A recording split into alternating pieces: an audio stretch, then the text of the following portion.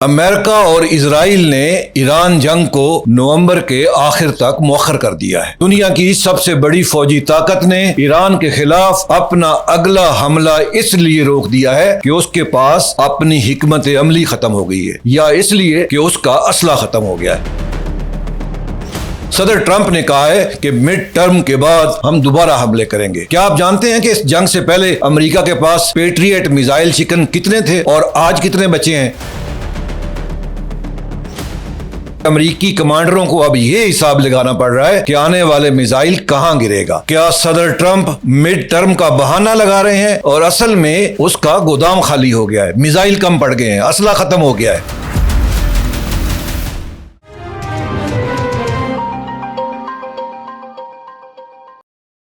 Time line میں خوش آمدید، میں ہوں اکرم نعیم بروکا۔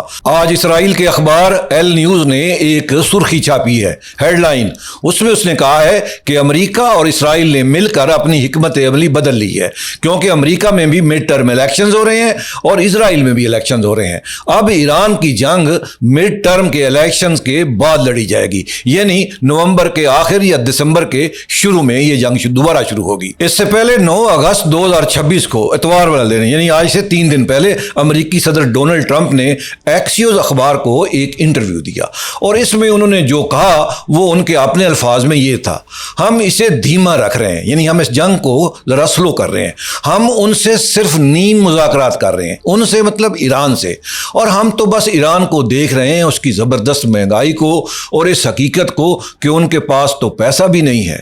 جناب، یہ اسی شخص کا بیان ہے جس نے 18 جولائی کو اردن میں اپنے 3 فوجیوں کی ہلاکت کے بعد سرے عام دھمکی دی تھی کہ ایران کو کچل کر رکھ دیں گے۔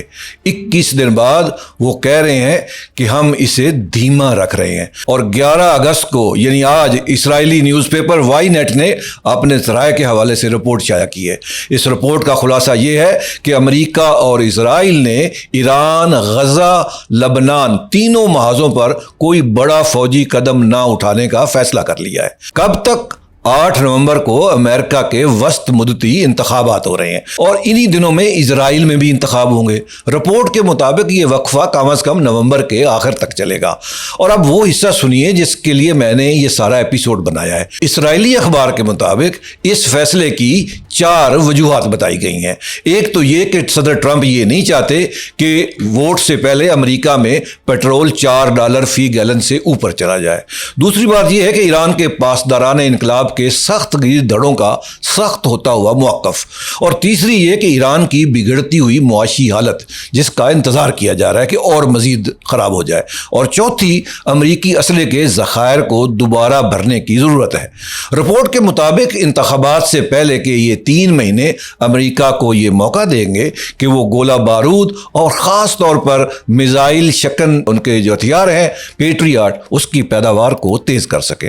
تو پھر میرے دوستو، اس چوتھی وجہ کو ذرا ذہن میں رکھ کے آگے چلتے ہیں، کیونکہ یہی اصل کہانی ہے۔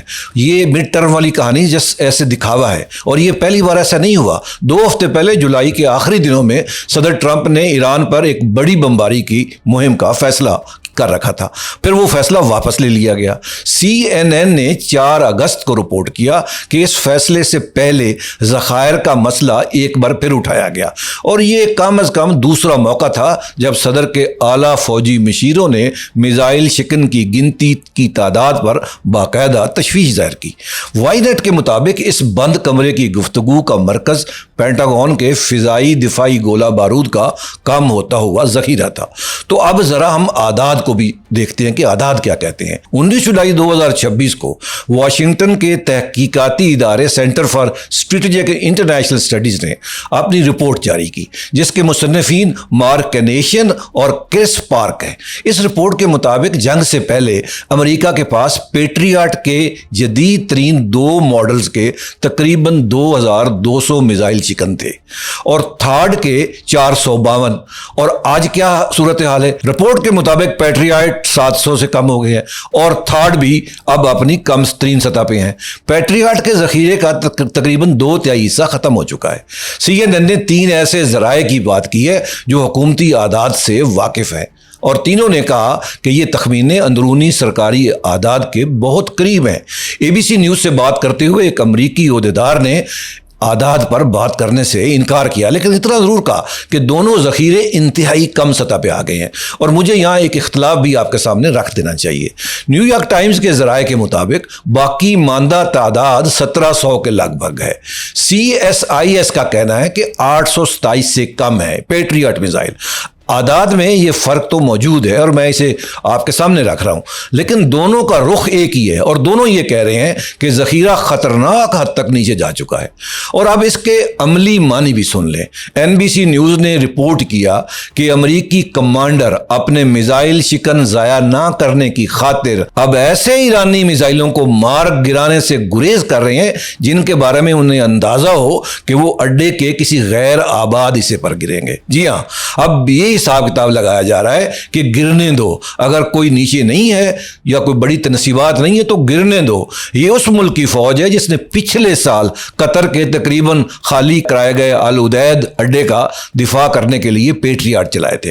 8 اگست کو واشنگٹن پوسٹ نے پینٹاگون کا ایک مراسلہ حاصل کیا جس میں دفاعی ٹھیکیداروں کو، کانٹریکٹرز کو یہ حکم دیا گیا تھا کہ وہ 21 دن کے اندر پیداوار بڑھانے کے منصوبے جمع کرائیں۔ 21 دن، ایسے حکم امن کے زمانے میں جاری نہیں ہوتے۔ اور پھر 5 اگست کو واشنگٹن پوسٹ نے وہ خبر دی جس نے واشنگٹن DC کو ہلا کے رکھ دیا۔ کیمپ ڈیوڈ میں کابینہ کے اجلاس کے موقع پر صدر ٹرمپ نے وزیر دفاع پیٹ ہیگسیت سے براہ راست جواب طلب کیا کہ انہیں گولہ بارود کی صورتحال پر غلط تصویر کیوں دی گئی، جبکہ ان کا خیال تھا کہ یہ مسئلہ حل ہو چکا ہے۔ اور یہ واشنگٹن پوسٹ کی رپورٹ ہے۔ اس رپورٹ کے مطابق ہیگسیت نے اپنا دفاع کیا اور ذمہ داری اپنے نائب سٹیون فائنبرگ پر ڈال دی۔ NBC کے مطابق اسی رات صدر نے فائنبرگ کو خود فون کیا اور برطرفی کی دھمکی دی، جس کے بعد فائنبرگ نے رات گئے پینٹاگون کے اعلیٰ افسران کا ایک ہنگامی اجلاس بلا لیا۔ رات گئے اور جواب کیا آیا؟ وائٹ ہاؤس کی ترجمان کیرولین لیوٹ نے کہا کہ یہ 100% جھوٹی خبر ہے، ایسا تو کبھی ہوا ہی نہیں، اور صدر کو ہیگسیٹ پر مکمل اعتماد ہے۔ پینٹاگون کے ترجمان شان پارنل نے کہا کہ سیکریٹری نے کسی کو گمراہ نہیں کیا اور نہ اپنے نائب پر کوئی الزام لگایا ہے، اور ذخائر کے خاتمے اور اندرونی اختلافات کی یہ ساری باتیں فرضی ہیں۔ اور خود صدر نے بھی اپنی ٹروتھ سوشل پہ یہ لکھا کہ ان بیانات کو لیک کرنے والوں کو شکار کیا جا رہا ہے، یعنی انہیں ڈھونڈا جا رہا ہے کہ یہ معلومات کنہوں نے لیک کی ہیں اور ان کے لیے طویل قید کی سزائیں مانگی جائیں گی۔ صدر تو یہ کہہ رہے ہیں کہ ہم بندے ڈھونڈ رہے ہیں کنہوں نے یہ خبر لیک کی ہے، اور حکومت کے ترجمان یہ کہہ رہے ہیں کہ خبر ایسی خبر ہی کوئی نہیں ہے۔ تو جناب، ایک ملک کی حکومت اس وقت 3 کام بے یک وقت نہیں کرتی: انکار کرنا کہ ذخیرہ کم ہے، اور پھر کانٹریکٹر کو 21 دن کا الٹیمیٹم دینا جس کی باقاعدہ تصدیق موجود ہے، اور خبر دینے والوں کو جیل بھیجنے کا اعلان کرنا۔ ان تینوں میں سے 2 ہی سچ ہو سکتے ہیں، اور یہ 5 مہینے کا حساب ہے جس میں 18 امریکی فوجی بھی مارے جا چکے ہیں اور سینکڑوں زخمی ہیں جن کی تعداد کے بارے میں ابھی امریکہ بتا نہیں رہا۔ میں اب آپ کو تاریخ وہ دکھاؤں گا جس دن پینٹاگون نے فتح کا اعلان کیا تھا، اور پھر وہ دن اس کے ٹھیک 99 دن بعد آیا، اور میں آپ کو وہ بھی حساب کتاب کر کے دکھاؤں گا جس میں $20,000 کے ڈرون کو $40 لاکھ کے میزائل سے مارا جاتا ہے۔ اور میں آپ کو یہ بھی بتاؤں گا کہ یہ ہتھیار کن محاذوں سے اٹھا کر ایران میں لائے گئے اور کس خاموشی سے یہ دنیا سب دیکھ رہی ہے، گلف دیکھ رہی ہے۔ لیکن ان تینوں سے پہلے مجھے آپ کو 28 فروری پر واپس لے جانا ہے، کیونکہ آپ یہ نہیں جان سکیں گے کہ گودام خالی کیوں ہے جب تک آپ کو یہ معلوم نہ ہو کہ وہ بھرا ہوا کب تھا۔ تو یہ کہانی اس جنگ سے شروع نہیں ہوتی۔ پہلی کٹوتی تو یوکرین وار میں ہی ہو گئی۔ بائیڈن انتظامیہ نے روس کے میزائل حملوں کے خلاف یوکرین کو پیٹریاٹ میزائل فراہم کرنا شروع کر دیے۔ ان میں سے بہت سے پرانے ماڈل کے تھے، لیکن گودام تو ہر گودام ہوتا ہے۔ دوسری کٹوتی پھر بحیرہ احمر میں ہوئی جب یمن کے حوثی سعودی جہازوں پر حملے کرنے لگے، اور امریکہ اور برطانیہ نے تقریباً 50 دن کی فضائی مہم چلائی۔ تیسری کٹوتی جون 2025 کی 12 روزہ جنگ میں ہوئی جب اسرائیل نے ایران پر حملہ کیا تھا۔ ایران نے جواب دیا تھا اور امریکہ اسرائیل کے دفاع میں آنے والے میزائل گراتا رہا، اور یہ سب اس سے پہلے ہوا جو 28 فروری 2026 کو شروع ہونے والا تھا۔ اس سے پہلے یہ ذخیرے کافی حد تک ختم ہو چکے تھے۔ اور اب وہ بات جو سب سے زیادہ اہم ہے، جنگ شروع ہونے سے پہلے جوائنٹ چیفز آف سٹاف کے چیئرمین جنرل ڈین کین نے صدر ٹرمپ کو خبردار کیا تھا کہ امریکہ کے پاس ایک طویل جنگ کو برداشت کرنے کے لیے ضروری ذخائر موجود نہیں ہے، یہ انتباہ ریکارڈ پر موجود ہے۔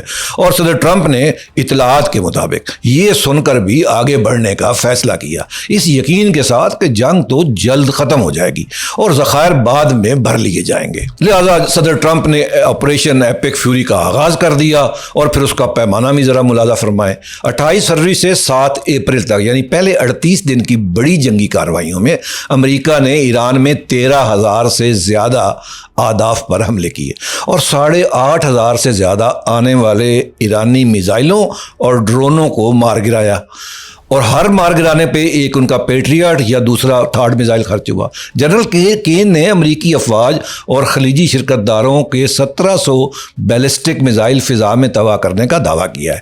اب ایک بات سمجھیے جو اس پورے قصے کی جڑ ہے، امریکی فوجی نظریے کے مطابق ایک آنے والے میزائل کو گرانے کے لیے 2 میزائل شکن داغے جاتی ہیں، 2 ایک کے مقابلے میں، اور بعض اوقات 3، تاکہ ناکامی کا امکان کم سے کم رہے، 2 کے بدلے 1، کبھی کبھی 3 کے بدلے 1۔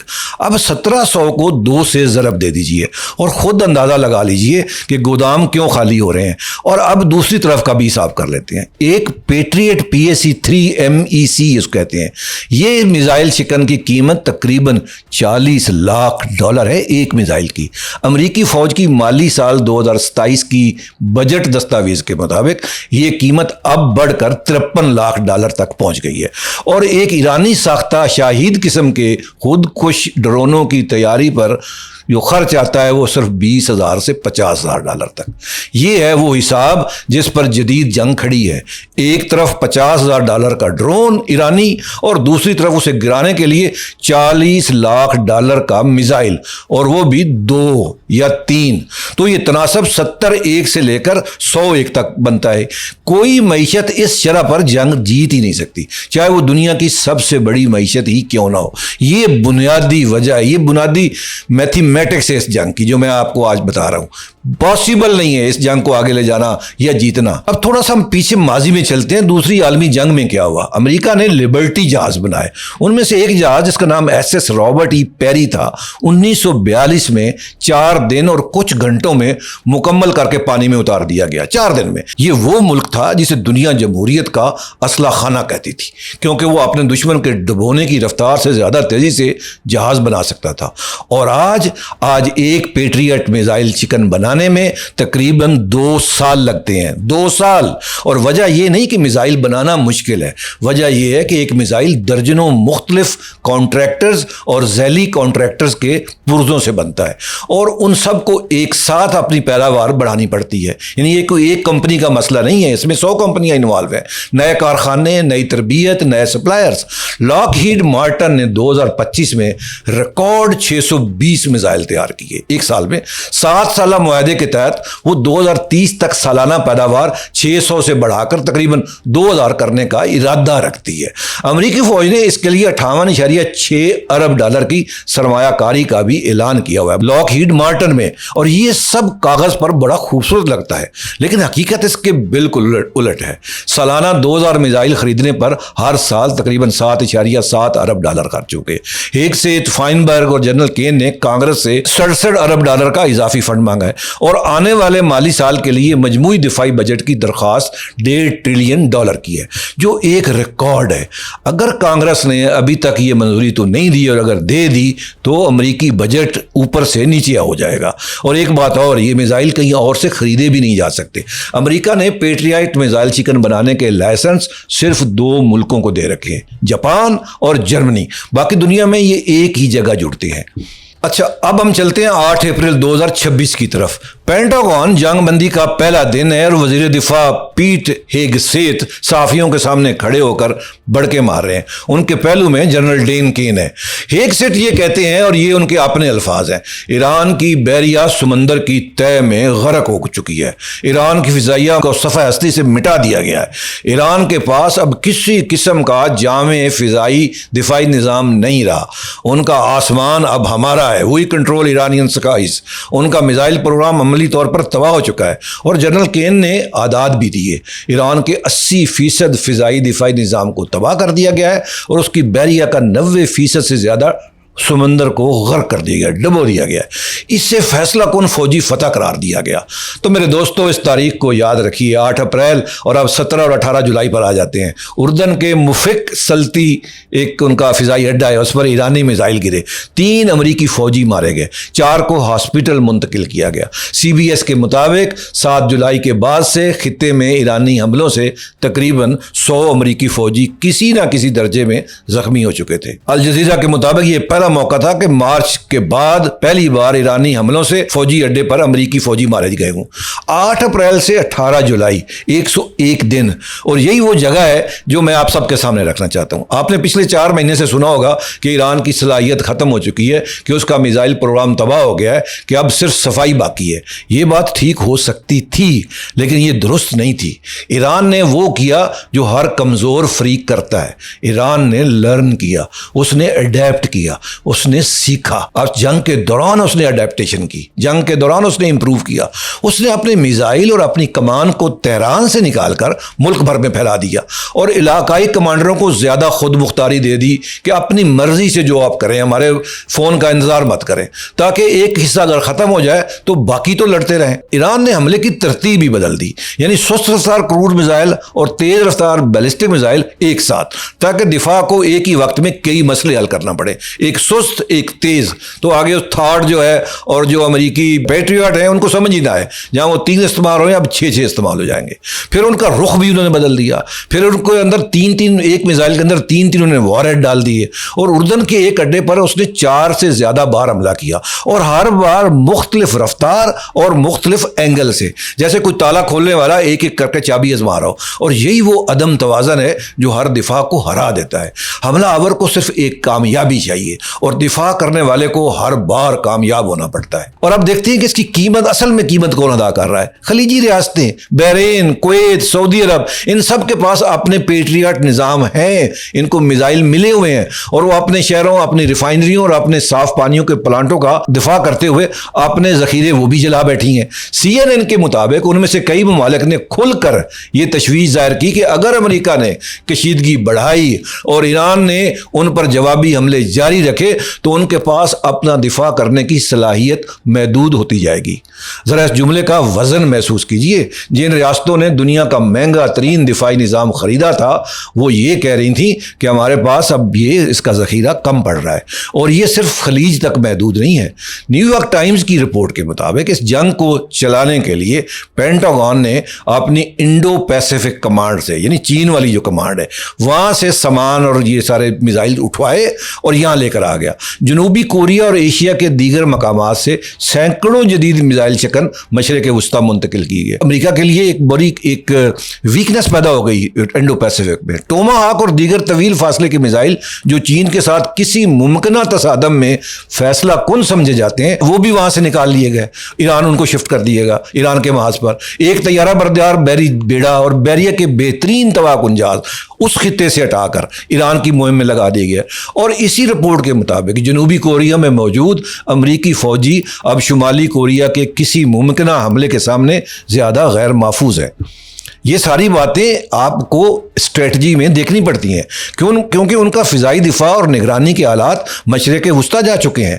تائیوان کے رکن پارلیمنٹ چین کوان ٹنگ نے اسے ایک جملے میں سمیٹ دیا: فوجی وسائل ایک وقت میں 2 جگہ تعینات نہیں کیے جا سکتے۔ کوئی سلطنت ایک دن میں کمزور نہیں ہوتی، وہ ایک ایک گودام کر کے کمزور ہوتی جاتی ہے۔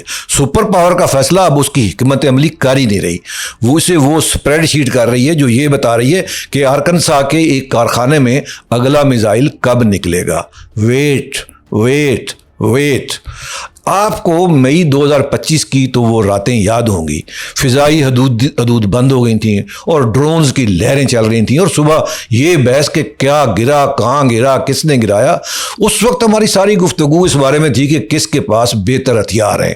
آج آپ کے سامنے جو مواد ہے وہ ایک بالکل مختلف سوال پوچھ رہا ہے۔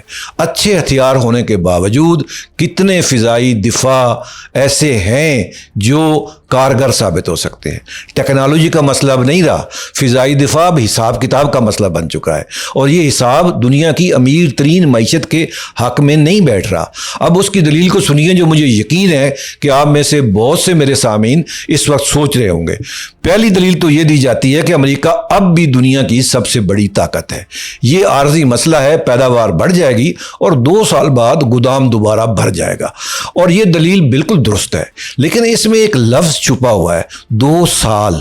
2 سال میں کیا کچھ ہو سکتا ہے یہ ہم سے بہتر کون جانتا ہے، اور یہ 2 سال بھی اسی صورت میں ممکن ہے جب کانگریس اس رقم کی منظوری دے دے اور جو نئے کانٹریکٹر ہیں ان کو نئے کارخانے بنا کے دیے جائیں۔ بڑی لمبی چوڑی انویسٹمنٹ مانگتے ہیں، اور کوئی دوسری جنگ بھی درمیان میں نہ آئے۔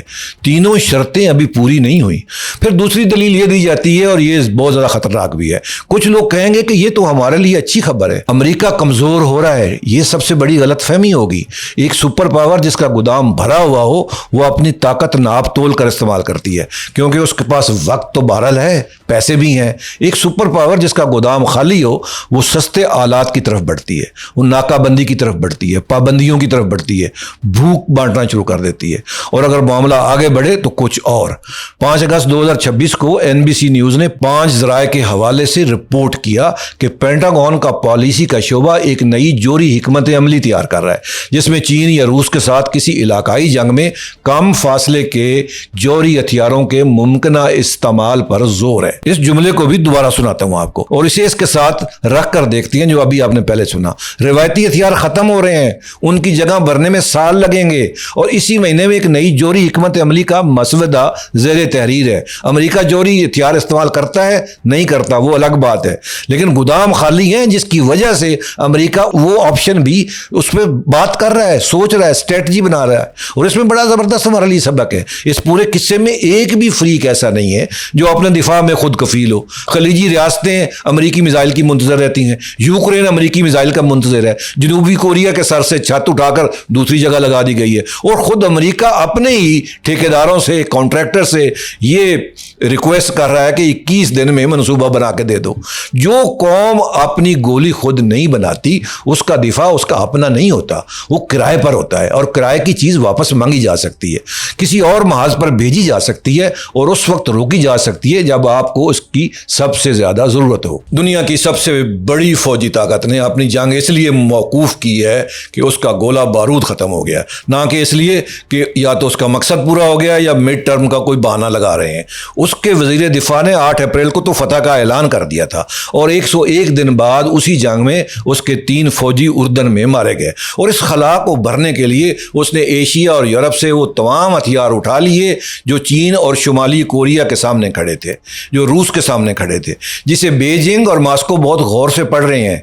وہاں پہ پاور کا ایک ویکیوم کریٹ ہو گیا ہے، امبیلنس ہو گئی ہے پاور وہاں پہ۔ سپر پاور کا یہ فیصلہ اب اس کی حکمت عملی بالکل نہیں کر رہی ہے، کیونکہ اس کا گودام خالی ہو گیا ہے، اور جس دن کسی کی طاقت کے فیصلے اس کے گودام کے تابع ہو جائیں اس دن وہ طاقت اپنی مرضی سے نہ جنگ شروع کر سکتی ہے نہ اپنی مرضی سے جنگ ختم کر سکتی ہے۔ ایران یہ جانتا ہے، اس لیے وہ جنگ ختم نہیں کر رہا۔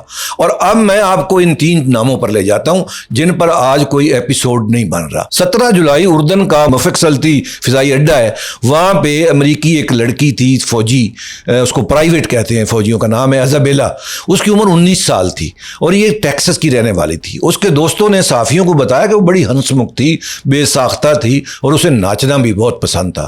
پھر ہم سارجنٹ اینجل رام پرشاد کی بات کرتے ہیں، اس کی عمر 28 سال تھی، یہ اوزون پارک نیو یارک کا رہنے والا تھا۔ پہلے تو یہ افراد لاپتہ قرار دے دیے گئے، پھر ان کو شہیدوں کی لسٹ میں ڈال دیا گیا، اور پھر فرسٹ لیفٹیننٹ ٹائلر جیمز فیان کی بات کرتے ہیں، اس کی عمر 25 سال تھی، اور یہ ایوا بیچ ہوائی کا رہنے والا تھا۔ اب جب اس کا تابوت اتارا گیا تو وہ تفصیل میں اب آخر میں بتانا چاہتا تھا۔ یہ تینوں کس یونٹ سے تعلق رکھتے تھے؟ یہ فضائی دفاعی توپ خانہ سے تعلق رکھتے تھے، ایئر ڈیفنس آرٹلری سے، جرمنی کے شہر انرباخ میں تعینات 51 بریگیڈ کی 27ویں ریجمنٹ سے۔ یعنی یہ وہ لوگ تھے جن کا کام ہی آنے والے میزائل کو مار گرانا تھا، اور یہ تینوں لوگ اسی میزائل سے مارے گئے جسے روکنے کے لیے ان کو وہاں تعینات کیا گیا تھا۔ اب आप इस एपिसोड के सारे आदात भूल जाइए, 2200 भूल जाइए, 827 भूल जाइए, $40 लाख भूल जाइए, लेकिन सिर्फ ये याद रखिए कि किसी दफ्तर में किसी ने ये फैसला किया था कि जखीरा काफ़ी है, जंग छोटी होगी और हिसाब बाद में कर लेंगे। पेंटागन ने एक अंदाज़ा लगाया गया था कि जखीरा कितने महीने चलेगा। इसे मैगजीन डेप्थ कहते हैं, यानी गोला बारूद की कितनी डेप्थ है, गहराई है। हर मुल्क की एक डेप्थ होती है। अमेरिका की अपनी डेप्थ है, इसराइल की अपनी है, ईरान की अपनी है, खलीज की अपनी है, पाकिस्तान की अपनी है। और जंग का असल असूल कभी ये नहीं होता कि किसके पास बेहतर हथियार है। जंग का असल सवाल हमेशा यही होता है कि जब दोनों के हथियार ख़त्म हो जाए तो कौन सा मुल्क अपने लोगों से ये कहने के काबिल हो कि अभी और बर्दाश्त करो। तो फिर आप मुझे ये बताएं कि अगर आज दुनिया की सबसे बड़ी ताकत को ये हिसाब लगाना पड़ रहा है कि कौन सा मिसाइल रोकना है और कौन सा गिरने देना है, तो हम किस बुनियाद पर ये समझ बैठे हैं कि हमारे हिस्से की गिनती किसी और ने पहले से कर रखी है। आज की वीडियो में बस इतना ही। बहुत लंबा वीडियो था, मैं बहुत मशकूर हूं कि आपने मेरा वीडियो आखिर तक देखा। मुझे अब इजाज़त दीजिए। लाइक और कमेंट करने का बहुत शुक्रिया। अल्लाह निगहबान।